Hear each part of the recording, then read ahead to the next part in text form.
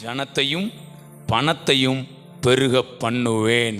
நமக்கு ஜனமும் வேணும், பணமும். பணம் இல்லாமல் இந்த பூமியில் என்ன செய்ய முடியாது. மனுஷன் மட்டும் இல்லைங்க, தெய்வமே இந்த பூமிக்கு வந்தால் பணம் கட்டித்தான் ஆகணும். சின்ன பிள்ளை ஆண்டவர் என்ன பண்ணாராம், அழுதாராம், மண்ணில் விளாண்டாராம்.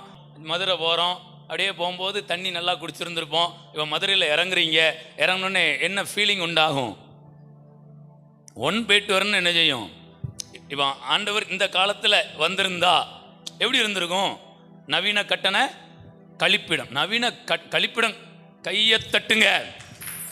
நவீன கழிப்பிடம் கிடையாது, நவீன கட்டண கழிப்பிடம். ஆண்டவரே நான் கொஞ்சம் பேக்குறதப்பா அப்படின்னா காசு அப்படிமாங்க. அவர் சொல்லுவார், இல்லைப்பா நான் தான் இதெல்லாம் படைச்சேன் அப்படின்னா, அது அன்னைக்கு. இன்னைக்கு பூமியில் மனுஷனாக வந்திருக்கீங்க, நீங்கள் 5 ரூபா கொடுத்தா தான் நாங்கள் க்ளீன் பண்ண முடியும், மெயின்டைன் பண்ண முடியும். 5 ரூபா வச்சுட்டு போங்க, இல்லைன்னா போங்க.